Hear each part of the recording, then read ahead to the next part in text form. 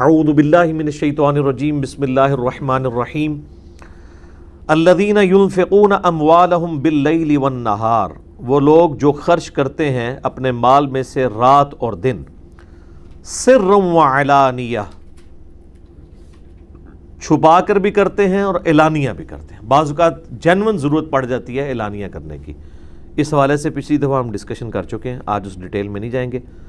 فَلَهُمْ أَجْرُهُمْ عِنْدَ رَبِّهِمْ، ایسے لوگوں کا اجر ہے اپنے رب کے حضور۔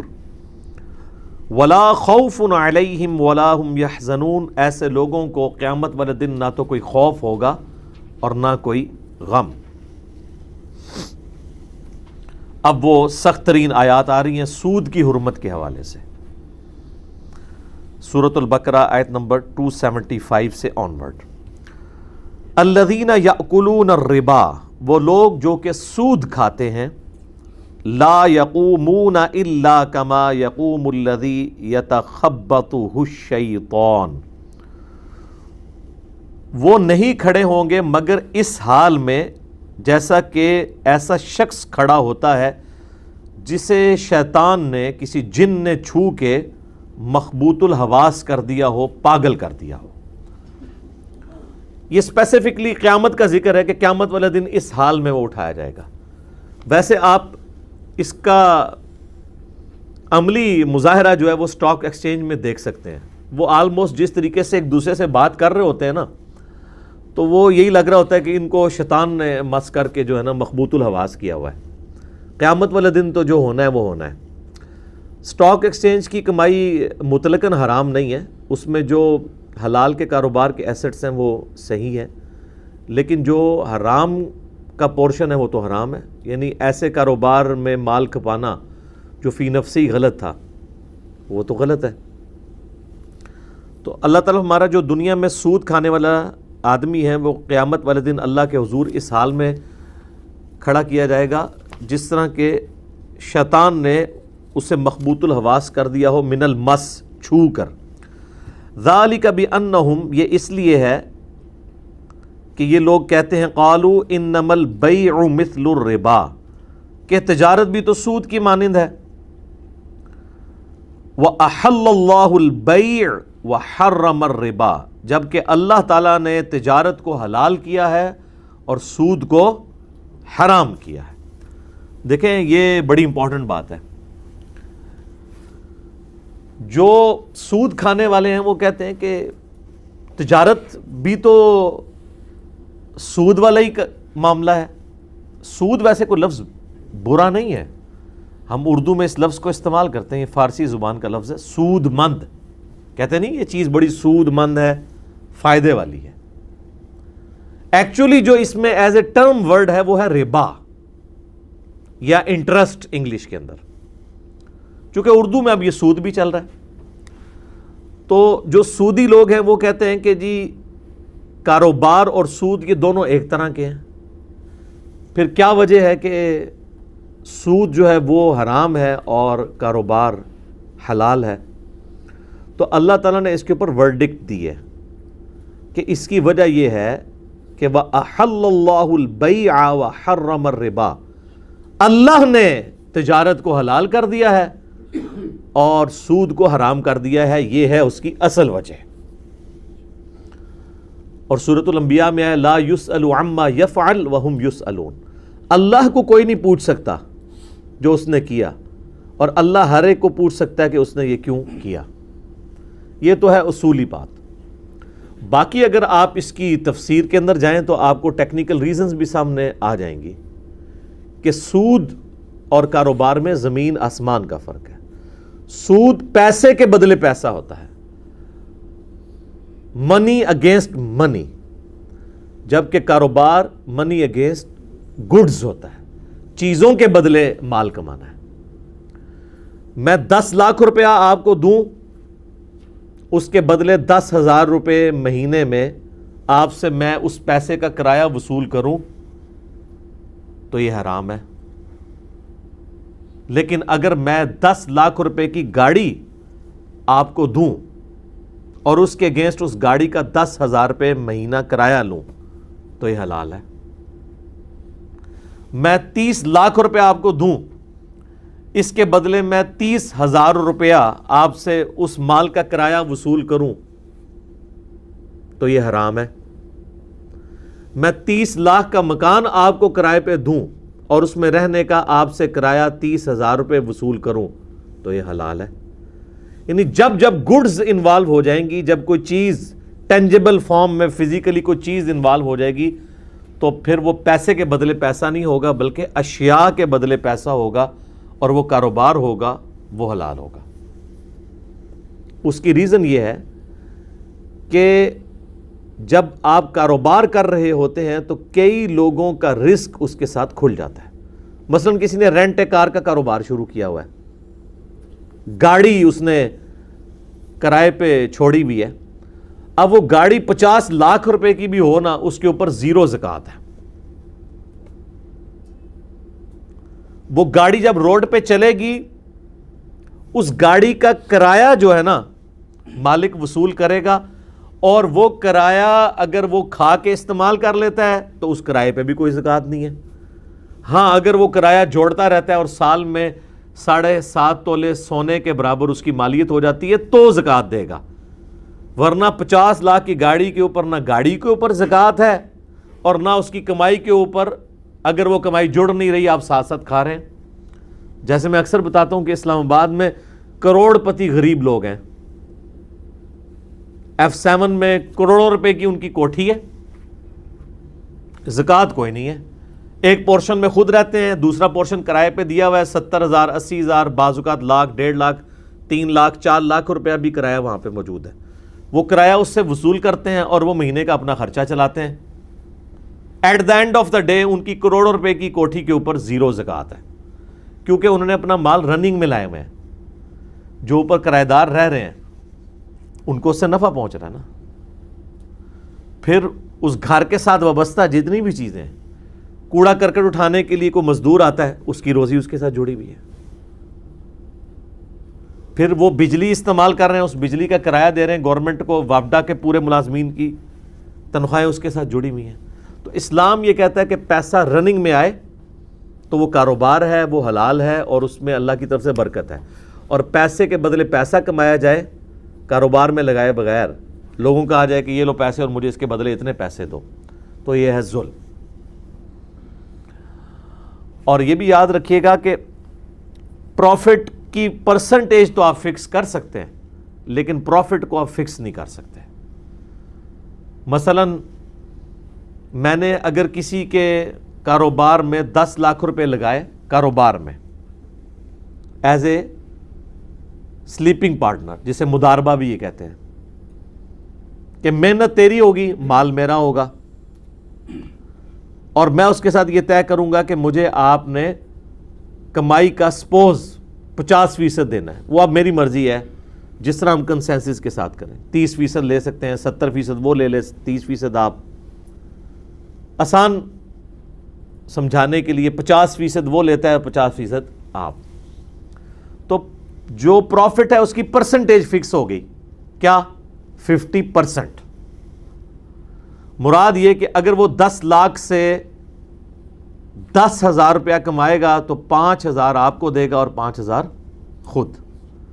لیکن اگر اگلے مہینے وہ 5,000 کمائے گا تو اب آپ کو 5,000 نہیں وہ دے گا بلکہ 2,500 دے گا۔ اب آپ اس کو نہیں کہہ سکتے کہ جی پچھلے مہینے تو نے مجھے دیا تھا 5,000 روپیہ، تو فکس کر میرے ساتھ کہ مجھے ہر مہینے تو 5,000 ہی دے گا یا 10,000 ہی دے گا، تو یہ سود ہو جائے گا۔ کرایہ آپ فکس کر سکتے ہیں کیونکہ اس میں گڈز انوالو ہو جاتی ہیں، کہ آپ نے کسی کو چنچی لے دی اور اسے کہا کہ روزانہ کا 300 کرایہ مجھے دینا ہے، تو اب یہ چیز کا کرایہ ہے، یہ بالکل جائز ہوگا۔ لیکن اگر آپ کسی کاروبار میں انویسٹمنٹ کرتے ہیں پھر آپ اس سے فکس منی نہیں لیں گے بلکہ پرسنٹیج لیں گے اس کی کمائی کی، اور اس میں یہ ہے کہ اگر وہ اگلی دفعہ 20,000 کماتا ہے تو پھر آپ کو 10,000 دے گا، اگر 40,000 کماتا ہے تو 20,000 دے گا، 1 لاکھ کماتا ہے تو 50,000 دے گا۔ اور ایک اور بات، اگر وہ کچھ بھی نہیں کماتا کچھ بھی نہیں دے گا، اور اس سے اگلی بات کہ اگر اس کو نقصان ہو جاتا ہے تو نقصان بھی وہ برداشت نہیں کرے گا. نقصان اس نے برداشت کرنا ہوگا جس نے پیسے لگائے ہیں. اسلام میں یہ کہ جس کا مال لگا ہوا ہے نا, نقصان اس نے برداشت کرنا ہے. کیوں؟ لاجیکلی محنت کرنے والے تو محنت کی, نقصان ہو گیا, نقصان ہونے سے محنت والے کی محنت ضائع ہوئی. اور مال والے کا کیا ضائع ہوگا؟ مال. یہ تو نہیں کہ اس بیچارے کی محنت بھی گئی, اس کے بعد پیسے بھی نہیں تھے اور وہ پیسہ بھی برداشت کرے. کسی نے زمین میں کھیتی باڑی کی کسی دوسرے کی زمین پہ, فصل خراب ہو گئی, تو کھیتی باڑی کرنے والے کسان کی محنت کا نقصان ہوا اور اس کی جو ہے وہ انویسٹمنٹ کا نقصان ہوا. اب وہ یہ نہیں کہے گا کہ جی اس سے تو لاکھ کی کمائی ہونی تھی تو نقصان ہو گیا, آدھا تو برداشت کر آدھا میں. نہیں, پورے کا پورا وہی برداشت کرے گا. اس کا مال ضائع ہوگا اور کسان کی محنت ضائع ہوگی, ورنہ تو ظلم ہو جائے گا. تو یہ اس اعتبار سے یاد رکھنا ہے. اور دوسرا یہ بھی یاد رکھیں, بعض لوگ یہ کہتے ہیں کہ جی بینک والا سود تو حلال ہے, کیونکہ اگلے زمانوں میں سود یہ ہوتا تھا کہ امیر لوگ غریبوں کا استحصال کرتے تھے اور ان سے وہ مال لے کر اس کے عوض ان کو, یعنی غریب غریب سے غریب تر ہوتا تھا, امیر امیر سے امیر تر ہوتا تھا. آج کل تو بالکل الٹا سسٹم ہے. بینک خود کہتا ہے کہ آپ ہمارے پاس پیسے رکھوائیں, ہم آپ کو اتنا سود دیں گے. تو بینک پہ تو کوئی ظلم نہیں ہو رہا, بینک تو خود آپ کو آفر دے رہا ہے, لہٰذا یہ وہ والا سود نہیں ہے. تو یاد رکھیں کہ سود فی نفسہ ہی حرام ہے. یہ تو اسی طریقے سے ہے کہ کوئی شخص یہ کہے کہ اگر مرد و عورت اپنی مرضی سے بدکاری کر لیں تو ان پہ کوئی سزا نہیں ہوگی. کسی عورت پہ ظلم تو نہیں ہوا, مرضی سے ہوا ہے. چونکہ زنا فی نفسی ہی اللہ نے حرام کیا, لہٰذا بالرضا بھی حرام ہوگا اور بالجبر بھی حرام ہوگا. سود خواہ استحصال کے طور پہ کیا جائے کسی کا تب بھی حرام ہے, اور خواہ دونوں کی مرضی سے ہو تب بھی حرام ہے. اس میں جاوید احمد غامدی صاحب نے ایک بات کی جو پارشلی درست ہے کسی حد تک, لیکن وہ آدھی بات نقصان دہ ہوتی ہے. انہوں نے کہیں سوال جواب کرتے ہوئے مختصراً یہ بات کی کہ سود لینا گناہ ہے, سود دینا گناہ نہیں ہے. کیونکہ سود لینے والا کسی کا استحصال کر رہا ہے اور سود دینے والا تو بیچارہ مجبور ہے, وہ سود دے گا. یعنی اگر کسی نے بینک سے قرضہ اٹھایا تو وہ بینک کو مجبوراً اس کو سود پہ دینا ہے. دنیا کی پوری اس وقت اکانومی ظاہر ہے کہ وہ ایک پیپر منی کی ذریعے یہودیوں نے ایک پورا سسٹم خراب کر دیا. اس پہ میری یوٹیوب پہ ایک ویڈیو بھی آپ لکھ لیں, گولڈ اور ساتھ لکھ دیں انجینئر محمد علی مرزا یا بارٹر سسٹم اور پیپر کرنسی, تو وہ میرا کلپ کھل جائے گا. اس میں میں نے اس کے اوپر ڈیٹیل سے ڈسکشن کی ہے. اب آج مان نہیں کہ میں اس تفصیل میں جاؤں. حالانکہ غامدی صاحب نے پی ٹی وی کے اوپر آج سے تقریباً 15-20 سال پہلے جو پروگرام کیے ہیں اس میں انہوں نے بالکل صراحتاً یہ بات کی تھی کہ جس طرح زنا بالرضا حرام ہے, اس طرح مرضی کے ساتھ سود لینا اور دینا دونوں حرام ہے. اس وقت بھی انہوں نے یہ بات کی تھی کہ اصلاً سود کھانا حرام ہے, لیکن اس میں ساتھ انہوں نے ایک جملہ بولا تھا کہ اگرچہ اصلاً یہ حرام ہے لیکن سود دینے والا بھی اس جرم میں برابر کا شریک ہے کیونکہ وہ اس سسٹم کو سپورٹ کر رہا ہے. اب آج کل وہ آدھی بات کرتے ہیں, وہ جو دوسرے والا حصہ ہے انہوں نے چھوڑ دیا ہوا ہے, اس لیے لوگ ان کی پھر آدھی بات لے کے تو کہتے ہیں جی دیکھیں جی ہم تو سود دیکھیں کھا نہیں رہے, ہم تو بینک کو سود دے رہے ہیں, تو بینک گناہ گار ہوگا. تو اصلاً تو وہ ہے, لیکن چونکہ آپ اس سسٹم کا حصہ بنے ہوئے ہیں لہذا آپ بھی اس کے اندر شامل ہیں. البتہ اسلامک بینکنگ کا جو سسٹم ہمارے ملک میں شروع ہوا ہے, اب ظاہر ہے کہ 100% تو اسلامک نہیں ہو سکتا جب تک کہ پوری ورلڈ اکانومی جو ہے وہ اس یہودی پنجے سے آزاد نہ ہو. بہرحال گیون سرکمسٹانسز کے اندر میزان بینک اور باقی جو بینکس ہیں کافی حد تک انہوں نے کوشش کی ہے کہ اس سسٹم کو بہتر کیا جائے. تو ایز اے لاسٹ ریزارٹ میرا خیال ہے اگر جو پیورلی اسلامک بینک ہیں, ایک وہ بینک ہیں جو سارا کام سعودی کر رہے ہیں، صرف انہوں نے ایک برانچ اسلامک کھولی ہوئی ہے، زیادہ تر بینک تو وہی ہیں، ہر سعودی بینک نے اپنی ایک اسلامک بینکنگ والی برانچ کھولی ہوئی ہے، اوپر جا کے مال ان کا جمع ہو جاتا ہے۔ جو پیور اسلامک بینک ہیں جو دوسری بینکاری نہیں کرتے، ان کا سسٹم بالکل الگ ہے، وہ منی اگینسٹ گڈز کرتے ہیں۔ کچھ عرصہ پہلے یہ جو کراچی کا ایئرپورٹ ہے، جناح انٹرنیشنل ایئرپورٹ، اس کی توسیع ہونی تھی تو تقریباً 6 ارب روپیہ اس کے اوپر لگنا تھا، جو سامان اور یہ سارا۔ تو پاکستان میں جو اسلامک بینک والے ہیں انہوں نے گورنمنٹ کو 6 ارب روپیہ جو ہے وہ قرضہ اس اعتبار سے دیا کہ انہوں نے وہ سارا سامان خود منگوایا اور پھر انہوں نے گورنمنٹ کو وہ بیچا۔ تو ظاہر ہے وہ 6 ارب کا منگوایا ہے تو 6.5 ارب کا بیچا ہوگا قسطوں کے اندر۔ قسطوں کا کاروبار بھی حلال ہے اگر بیچ میں منی اگینسٹ گڈس ہے۔ ظاہر ہے کوئی اس لیے کہ تو نہیں بیٹھا ہوا کہ بھئی آپ کو مفت کھلاتا رہے گا، تو وہ اس طریقے سے پھر انہوں نے کمائی کی اور پھر وہ دیتے ہیں۔ تو آپ اس لیے اگر اسلامک بینکس میں جائیں تو وہ پرسنل لون آپ کو کبھی بھی نہیں دیتے۔ مکان بھی بنانا ہے، وہ کہیں گے ہاں جی مکان بنانا ہے، کتنے پیسے ہیں؟ آپ کہیں گے 30 لاکھ، وہ کہتے ہیں 20 ہم دیتے ہیں۔ لیکن صرف 20 لاکھ مانگیں، وہ کہتے ہیں کوئی نہیں، کیونکہ کہتے ہیں خالی 20 لاکھ تو پھر پیسے کے بدلے پیسہ ہوگا۔ مکان میں وہ کہتے ہیں کہ ٹھیک ہے مکان بناؤ، 30 لاکھ کا مکان میں 30 لاکھ تمہارا، 20 لاکھ میرا، ٹوٹل ہوا 50 لاکھ۔ 50 لاکھ کا مطلب ہے کہ اگر اس کے 5 حصے کیے جائیں تو 3 حصوں کے مالک تم، 2 کے ہم۔ تو جب تک ہم 2 کے مالک ہیں تو تم ہمارے والے پورشن کا ہمیں کرایہ دیتے رہو گے، پلس وہ 2 حصے جو ہیں وہ پھر قرض بھی ہمیں واپس کرو گے۔ اور جیسے جیسے قرض کم ہوتا جاتا ہے وہ کرایہ بھی کم کرتے جاتے ہیں۔ تو پیسے کے بدلے پیسے نہیں بلکہ مکان کے عوض لے رہے ہوتے ہیں۔ اس لیے قسطوں کا کاروبار جو ہے یہ اس سے بالکل ڈیفرنٹ ہے۔ اس کے اوپر میری یوٹیوب پہ ویڈیو ہے اسلامک بینکنگ والی۔ وہ جو ترمذی میں حدیث ہے نا کہ نبی علیہ السلام نے ایک چیز کی 2 قیمتیں مقرر کرنے سے منع فرمایا، وہ اس صورت میں ہے کہ جب بیچنے والا اور خریدنے والا کسی ایک قیمت کے اوپر متفق ہوئے بغیر علیحدہ ہو جائیں۔ امام ترمذی نے 7 کمنٹس کیے ہیں۔ ورنہ ایک چیز کی 2 قیمتیں ہو سکتی ہیں۔ میں کہوں کہ موٹر بائک اگر آپ نقد پہ لیں تو 70,000 کا ہے، ادھار پہ لیں تو 90,000 کا، تو یہ جائز ہے۔ آپ یہ نہیں کہہ سکتے کہ ٹائم ویلیو آف منی آپ لے رہے ہیں۔ بھئی ٹائم ویلیو آف منی نہیں لے، اس کی وجہ یہ ہے کہ 70,000 کا موٹر سائیکل میں نے آپ کو 10,000 روپے کی ڈاؤن پیمنٹ پہ دے دیا، تو 60,000 روپے تو آپ نے مجھے ابھی دیے ہی نہیں ہے۔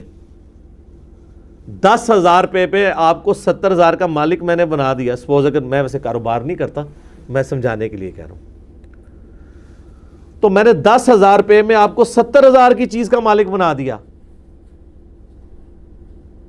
تو اب ذرا یہ بتائیں کہ یہ جو 60,000 روپے ہیں بقایا، یہ 60,000 روپے آپ کو میرے رشتہ دار تو نہیں ہے کہ میں نے آپ کے ساتھ نیکی کی ہے۔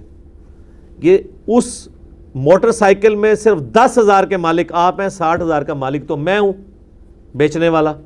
لہٰذا جتنے پورشن کا میں مالک ہوں اتنے پورشن کا اس موٹر بائک کا کرایہ مجھے آپ کو دینا ہوگا، پلس مجھے وہ 60,000 بھی واپس کرنے ہوں گے آہستہ آہستہ کر کے۔ اس کے اوپر یہ پوری اسلامک بینکنگ کا سسٹم کھڑا ہے۔ یہ ایک چھوٹے سے فارمولے۔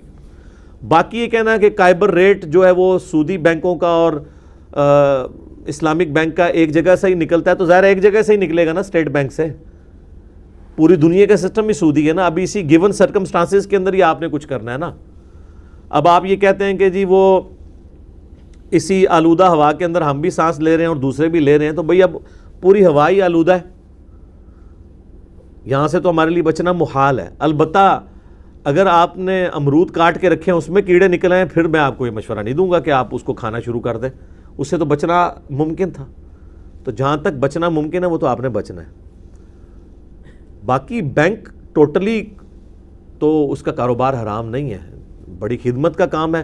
آپ کے سارے بل جمع ہوتے ہیں، آپ کے پیسے کی حفاظت کرتا ہے۔ یہ چھوٹی خدمت ہے بینک کی۔ یہ تو سودی سسٹم کی وجہ سے ہمیں اس بینکنگ نظام کے ساتھ اختلاف ہے، ادروائز بینکنگ فی نفس ہی تو ایک بہترین چیز ہے اگر یہ ساری قباحتیں اس میں سے ایک ایک کر کے نکلیں۔ ملیشیا میں اسلامک بینکنگ کا سسٹم بنایا گیا ہے، اور دنیا میں اگر پیور اسلامک بینکنگ ہے تو وہ اسرائیل کے اندر ہے، کیونکہ یہودیوں کے نزدیک یہودی سے سود لے کے نہیں کھا سکتا، تو وہاں پہ سودی سسٹم ہے ہی نہیں ہے۔ اندازہ کریں جنہوں نے پوری دنیا کو سود میں جھونکا ہوا ہے ان کے اپنے ملک کے اندر اسلامک بینکنگ ہے، ہم اسے اسلامک بینکنگ کہہ دیں اور وہ ہے نان سودی بینکنگ، کیونکہ وہ ان کی تالمود میں لکھا ہے کہ جینٹائل سے آپ سود لے کے کھا سکتے ہیں۔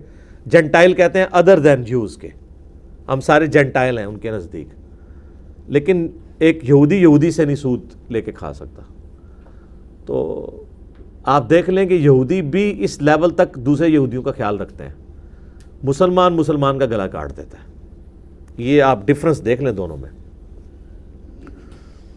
سود کی حرمت اپنی جگہ موجود ہے، اسلامک بینکنگ ایک اس کی طرف قدم ہے۔ لوگ پوچھتے بھی رہتے ہیں، تو کسی نے گاڑی نکلوانی ہے، کسی نے مکان بنانا ہے، تو آپ اسلامک بینک جو پیور لی ہیں ان سے رابطہ کریں، اور یہ بھی ایز اے لاسٹ ریزارٹ ہے۔ اگر آپ اس سے بھی بچ سکتے ہیں تو بہت اچھی بات ہے۔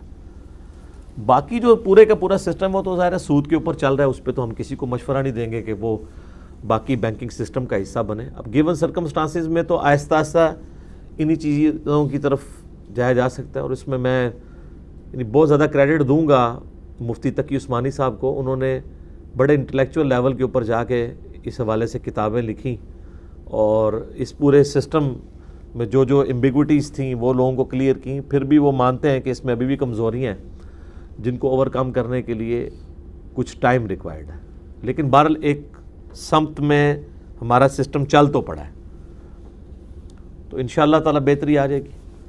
اور اسی چیز کا فائدہ پھر اٹھاتے ہیں یہ آپ کے مولوی، اور وہ آپ سے پیسے ہتھیاتے ہیں۔ دیکھیں اربوں روپے کے سکینڈل مداربہ کے چکر میں وہ تبلیغی جماعت کے کچھ لوگ تھے پنڈی میں، اربوں روپے لوگوں کا کھا گئے، بوریوں میں وہ پیسے لوگوں سے وصول کرتے تھے، نہ پیچھے کسی سٹاک ایکسچینج کی کوئی گارنٹی، نہ اسٹیٹ بینک کی گارنٹی، اور تیل لگا کے چلے گئے سب کو، اور پھر یہ نقصان ہوتا ہے۔ اور لوگوں کو بھی نہیں سمجھ آتی کہ یہ دنیا میں کون سا کاروبار ہے جس میں آپ لاکھ روپیہ دے کے تو 10,000 روپیہ مہینے کا کما رہے ہیں، ٹھیک ہے، یہ 20,000 روپیہ، وہ آپ کے 10 لاکھ میں سے ہی آپ کو 3-4 قسطیں دیتے ہیں، اس کے بعد پھر وہ بھاگ جاتے تھے۔ یا بہت بڑے والے لوگوں سے جو ہے وہ بڑے لیول پہ پیسے اکٹھے کیے، چھوٹوں کو نوازتے رہے، اس کی وجہ سے گاہک انہوں نے اکٹھے کیے، اور اس طرح پھر آپ کو پتہ ہے جو سکینڈل سامنے آیا۔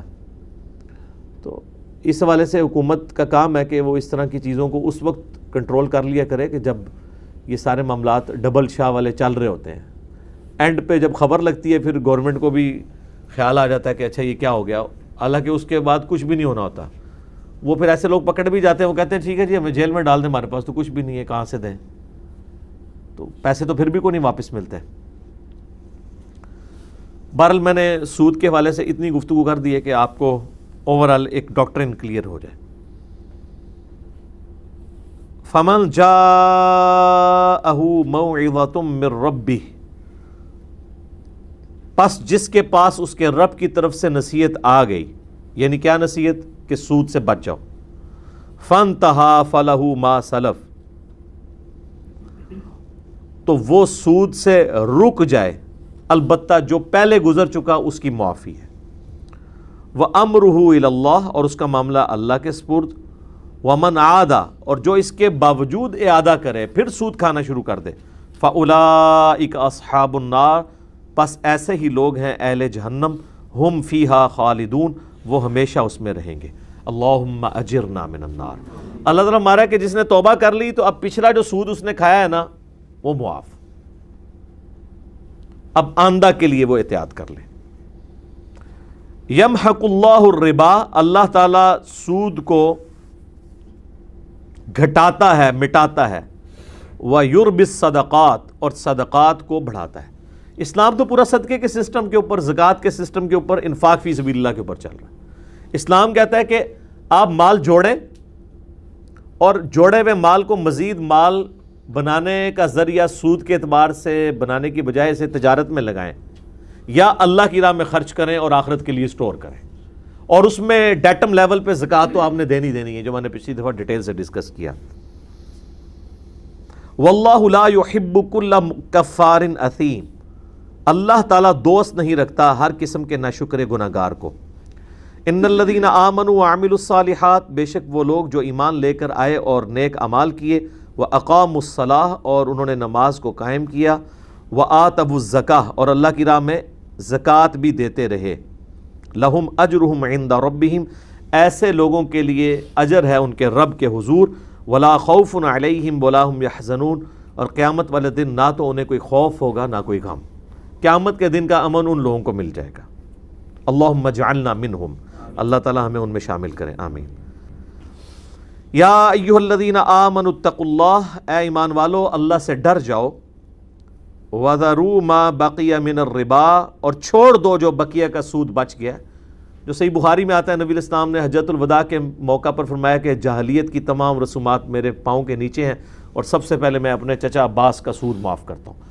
تو اللہ تعالیٰ ہمارا جو رہ گیا سود چھوڑ دو، اب یہ نہ کہو کہ جی میں پہلے اس کو پورا کر لوں تو آمدہ سے میں نہیں کروں گا، نہیں، بیچ میں بھی اب پتہ چل گیا ادھر سے ہی چھوڑ دو اسے، ان کنتم مؤمنین، اگر تم واقعی مومن ہو۔ فَإِن لَمْ تَفْعَلُوا، اور اگر تم باز نہ آئے، یہ اب سخت ترین آیت ہے، فَأَذَنُوا بِحَرْبٍ مِّنَ اللَّهِ وَرَسُولِهِ، تو پس اعلان جنگ سن لو اللہ اور اس کے رسول کی طرف سے ایسے بندے کے لیے جو سودی سسٹم کو سپورٹ کر رہا ہے۔ وَإِن تُبْتُمْ فَلَكُمْ رُؤُوسُ أَمْوَالِكُمْ، اور اگر تم توبہ کر لو تو جو راس المال تمہاری ایکویٹی ہے وہ تمہیں ملے گی۔ اب یہ نہیں ہے کہ اللہ تعالیٰ ہمارا کہ سودی سسٹم سے توبہ کر لو تو اب جس کو قرض دیا ہوا تھا سود کے اوپر تو وہ جو قرضہ بھی اس کا معاف کر دو۔ اللہ ہمارا یہ نہیں میں کہہ رہا کہ جو قرضہ ہے وہ معاف نہیں، قرضہ وہ تمہیں واپس کرے گا، اس کے اوپر سود معاف کر دو اسے۔ یہ نہیں اللہ تم پہ ظلم کرے گا کہ جی اب سودی سسٹم ختم ہے تو لہذا جس نے وہ قرضہ لیا تھا قرضہ بھی وہ دبا لے، نہیں، قرضہ تمہیں ایکویٹی ملے گا، جو اس کے اوپر انٹرسٹ تم لے رہے تھے نا وہ ختم۔ لا تظلمون ولا تظلمون، نہ تم ظلم کرو اور نہ تم پر ظلم کیا جائے، یعنی کسی سے سود کھانا یہ تم ظلم کر رہے ہو، اور تم پر یہ ظلم کرے گا وہ بندہ کہ سود تو اللہ نے ختم کروا دیا اور اب الٹا آپ کو وہ قرضہ بھی واپس کرنے کے لیے تیار نہ ہو، تو آپ پہ بھی ظلم نہیں اللہ تعالیٰ چاہتا۔ وَإِن كَانَ ذُو عُسْرَةٍ، اور اگر مقروض تنگ دست ہو، فَنَظِرَةٌ إِلَى مَيْسَرَةٍ، تو کچھ عرصے کے لیے اسے خوشحال ہونے تک کے لیے مہلت دو، وَأَن تَصَدَّقُوا، اور اگر تم معاف ہی کر دو، ہائے ہائے ہائے، خَيْرٌ لَكُمْ، تو یہ تمہارے لیے بہتر ہے، إِن كُنتُمْ تَعْلَمُونَ، اگر تم جانتے ہو۔ سر اس آیت کے بعد کئی صحابہ نے مقروضوں کے قرضے بھی معاف کیے، انہوں نے کہا اللہ نے کیا ختم۔ تو اللہ تعالیٰ ہمارا اگر معاف کرو گے تو اس کا اجر میں تمہیں دوں گا، اور اگر کوئی مقروض ہے وہ قرضہ نہیں اتار سک رہا تو خوشحالی ہونے تک انتظار کرو، اسے مہلت دو۔ یہ اصل ہے اس بات کی کہ آپ مقروض سے اس کا قرضہ لیٹ ہونے کے عوض پینلٹی نہیں وصول کر سکتے۔ پینلٹی جب آپ وصول کریں گے تو یہ ہو جائے گا سود، لہٰذا یہ بجلی کے بلوں کے اوپر جو جرمانہ ہے یہ سود ہے، کیونکہ یہ آپ سے وہ پینلٹی وصول کر رہے ہیں، کیونکہ ہم جو بجلی استعمال کرتے ہیں حکومت سے ادھار استعمال کرتے ہیں، اور at the end of the month ہم اس ادھار کو اتارتے ہیں پیسوں کی فارم میں کہ آپ نے اتنے یونٹ استعمال کیے۔ یہ اب کوئی شخص اپنی غربت کی وجہ سے کرایہ دینے میں بجلی کا ناکام ہو جاتا ہے، یا بجلی جو اس نے ادھار اٹھائی ہوئی تھی اس کے عوض پیسے دینے میں ناکام ہو جاتا ہے، تو گورنمنٹ کا کام ہے کہ اسے اگلے مہینے تک کے لیے 2 مہینے تک کے لیے اسے مہلت دے اور اس کے اوپر جرمانہ بھی چارج نہ کرے۔ یہ دیکھ لیں قرآن میں وہ سود ہے جرمانہ۔ اچھا، لیکن ظاہر اب یہ سسٹم پورا انہوں نے اس طریقے سے چلایا ہوا ہے تو کوئی فرق نہیں پڑتا اگر جرمانہ نہ ڈالیں۔ تیسرے مہینے تو ویسے ہی بجلی کاٹ دیتے ہیں، تو بجلی کاٹ دیں نا، بجلی کاٹ دیں کہ یعنی اب ہم تمہیں ادھار نہیں دیں گے، تم پچھلا ادھار نہیں اتار سکے تو ہم تمہارا میٹر کاٹ رہے ہیں، تو وہ ٹھیک ہے، بالکل صحیح ہے، لیکن جرمانہ نہ ڈالیں۔ یہاں تو جرمانے سے بھی آگے جو لوگ کنڈے لگا کے بجلی چوری کر رہے ہیں ان کی چوری شدہ بجلی بھی ان لوگوں کو بھگتنی پڑ رہی ہے جو بیچارے آلریڈی بل دے رہے ہیں، تو یہ تو ظلم ہے نا۔ اللہ تعالیٰ ہمارا ہے کہ اسلام کا مزاج یہ ہے کہ آپ نے مہلت دینی ہے مقروض کو بجائے اس کے اوپر جرمانے ڈالنے کے۔ اچھا، اسلامک بینکنگ والوں نے اس کا پھر نعم البدل سوچا ہوا ہے، وہ قرضہ لیٹ ہونے کے اوپر سود نہیں ڈالتے، لیکن انہوں نے ایک اور تلوار لٹکا دی ہے کہ پیسے آپ سے لیں گے لیکن وہ ڈائریکٹلی اسٹیٹ بینک کے چیریٹی فنڈ میں جائیں گے۔ وہ کہتے ہیں اگر یہ بھی نہیں ہم کریں گے تو لوگ تو سود یہ قرضہ ہی واپس نہیں کریں گے، حالانکہ یہ بھی غلط ہے، یہ بھی نہیں ہونا چاہیے۔ بہرحال انہوں نے درمیان کا راستہ نکالا ہے اس اعتبار سے کہ وہ کہتے ہیں کہ اگر ہمارا کوئی قرضہ لیٹ کرے گا تو قسط کے لیٹ ہونے پہ ہم اسے جرمانہ نہیں ڈالیں گے، البتہ اس قسط کے لیٹ ہونے پہ وہ ایک جرمانے والی رقم گورنمنٹ کو دے گا، بینک اس سے نفع نہیں اٹھائے گا، چونکہ بینک نے قرضہ دیا ہوا ہے تو قرضہ دینے والا مقروض سے مال نہیں وصول کر سکتا۔ تو وہ کہتے ہیں کہ وہ گورنمنٹ کا جو چیریٹی فنڈ ہے جس میں زلزلہ زدگان کے لیے، سیلاب زدگان کے لیے، غرباء کے لیے مال ہوتا ہے، وہ اس میں چلا جائے گا۔ اگرچہ یہ بھی غلط ہے، لیکن بہرحال یہ غلط اس لیول کا غلط نہیں ہے کہ ڈائریکٹ بینک ہی کھانا شروع کر دے، یعنی اب بینک کا انٹرسٹ ختم ہو گیا اس میں۔ بینک کو تو کوئی فائدہ نہیں ہے اگر آپ قرضہ لیٹ کر رہے ہیں، باقی بینک کو تو ہو جاتا ہے فائدہ کہ ان کو پیسے ملتے ہیں، ان کو کوئی فائدہ نہیں۔ وَاتَّقُوا يَوْمًا تُرْجَعُونَ فِيهِ إِلَى اللَّهِ، اور ڈرتے رہو اس دن سے جب تم لوٹائے جاؤ گے اللہ کی طرف۔ ثُمَّ تُوَفَّىٰ كُلُّ نَفْسٍ مَا كَسَبَتْ، پھر ہر جان کو پورا پورا بدلہ دیا جائے گا جو اس نے دنیا میں کمایا تھا۔ وَهُمْ لَا يُظْلَمُونَ، اور ان پر کوئی زیادتی نہیں ہوگی۔ سر یہ سورۃ البقرہ کی آیت نمبر 281 آلموسٹ کنسنسس ہے کہ یہ قرآن کی سب سے آخری آیت ہے جو نازل ہوئی ہے، اور اس کے اندر سوز و گداز ہی آپ دیکھ لیں کیا ہے۔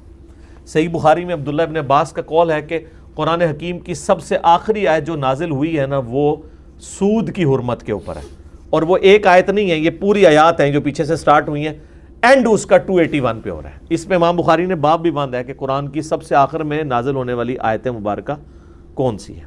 اہل تشیع کا بھی یہی موقف ہے، اور اہل سنت کے ہاں سب سے پہلے جو قرآن کی تفسیر لکھی گئی پہلے 300 سالوں میں، تفسیر ابن جریر، جسے تفسیر طبری بھی کہتے ہیں، ابن جریر طبری کی، المتوفیٰ 310 ہجری، انہوں نے بھی اس آیت کے کانٹیکسٹ میں لکھا ہے کہ قرآن کی سب سے آخر میں جو آیت نازل ہوئی ہے نا، وہ یہی ہے۔ اور پچھلے دنوں میرا اس کے اوپر ایک اسپیشل کلپ بھی ریکارڈ ہوا تھا، قرآن کی پہلی اور آخری آیت، پہلی وہ ہے اقرأ بسم ربک الذی خلق، اور قرآن کی پہلی اور آخری سورت جو مکمل طور کے اوپر نازل ہوئی ہے، وہ بھی میں نے اس کے اندر ڈسکس کی ہے۔ اور اس آیت کا آپ سوز و گداز دیکھ لیں، یہ آیت خود اپنے اندر اتنی گہرائی رکھتی ہے کہ یہ بول کے کہہ رہی ہے کہ یہ اللہ تعالیٰ نے آخری بات ہے جو انسانیت کے ساتھ کی ہے۔ اب قیامت تک چونکہ پیغمبر کوئی نہیں آنا، انسان اور اللہ کا رشتہ اس قرآن کے ذریعے قائم ہے، اور اس میں بھی جو آخری بات اللہ نے آپ کو، جب بھی کوئی خط لکھتا ہے نا تو آخر میں نصیحت لکھی جاتی ہے۔ آخری نصیحت دیکھیں، وَاتَّقُوا يَوْمًا تُرْجَعُونَ فِيهِ إِلَى اللَّهِ، ڈر جاؤ اس دن کے معاملے میں جب تمہیں لوٹ کر اپنے اللہ کے پاس جانا ہے۔ ثُمَّ تُوَفَّىٰ كُلُّ نَفْسٍ مَا كَسَبَتْ، پھر اس دن ہر جان کو اس کے کیے ہوئے اعمال کا پورا پورا بدلہ دیا جائے گا۔ وَهُمْ لَا يُظْلَمُونَ، اور ان کے اوپر ظلم نہیں ہوگا۔ تو یہ بہت اہم آیت ہے اس حوالے سے۔